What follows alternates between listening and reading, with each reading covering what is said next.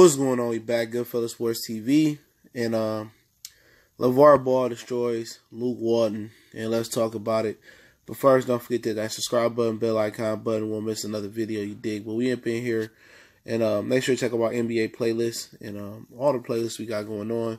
But pretty much, let's talk about what happened with Lavar. Okay, Lavar, rips Luke Walton, says worst coach.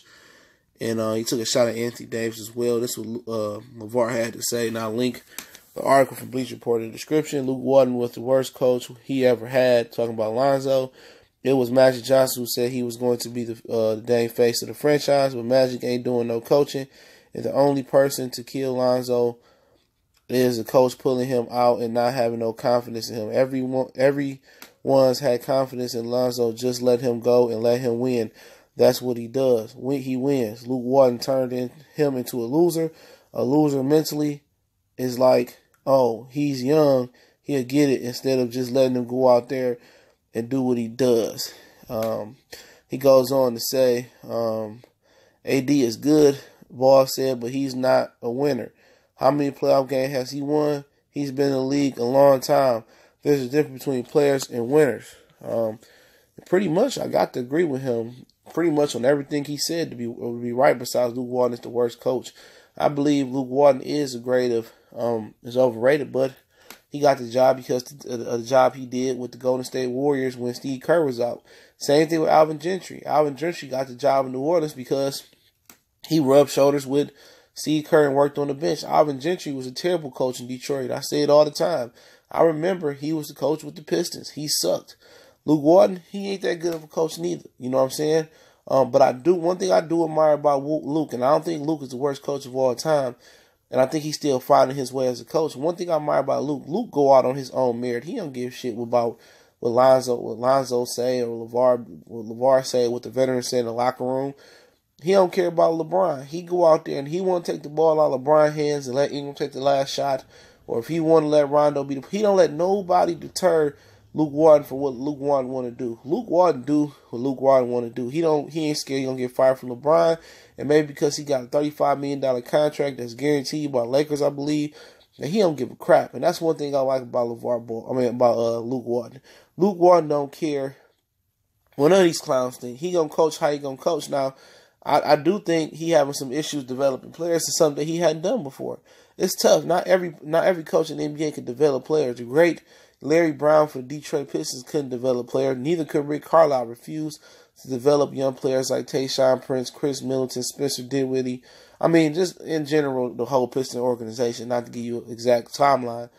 They refused to develop those players. Remember, the Lakers in the 90s had issues developing Nick Van Exel, Vlade Divac, Adam Campbell, Eddie Jones. They had issues developing that team, and then they eventually landed Shaq and drafted Kobe, and it kind of came together. Remember, it was kind of a similar situation to Shaq coming from Orlando to L.A. Very similar situation, you know what I'm saying? And they kind of got rid of Eddie Jones and slowly got rid of Vlade and Nick Van Exel when they put Kobe and Shaq, eventually Horry, Fisher, and Glenn Rice and the rest of them dudes around them. You know what I'm saying?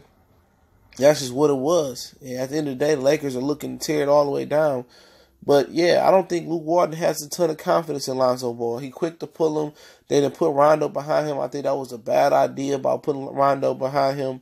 They should have got, another point guard that did things different than Lonzo. Maybe was a better shooter than Lonzo. Kind of different, but Rondo and Lonzo is pretty much the same guard. And Rondo, he just had a reputation for being a dick, you know what I'm saying, and being a real hard ass. So, at the end of the day, they quick to pull Lonzo and put Rondo in when he make one mistake. Yeah, he not infusing confidence in Lonzo. And Lonzo really, really wilted under Luke Walton because Luke Walton he didn't feel Luke Walton had a lot of faith in him. You could tell when he played. He don't play with confidence. And it's hard to become a prototypical point guard. John Stockton, Mark Jackson, Magic Johnson, when your coach don't have a ton of faith in you.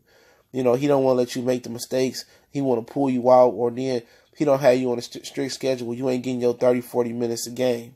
You know what I'm saying? It's hard for a prototypical point guard to get in the rhythm in a league full of scoring point guards, and people is on your back because you don't have a Damian Lillard, Russell Westbrook stat line, and they don't understand what real point guard play is, So Luke Walton's still learning how to develop players. He a young coach. You know what I'm saying? He going to look back, and if he going to be a formidable, good, or great coach, he going to look back and say he handled a lot of these young Lakers wrong, especially Lonzo. But to the AD comment to close it out, yeah, he right. AD been in the league so many years.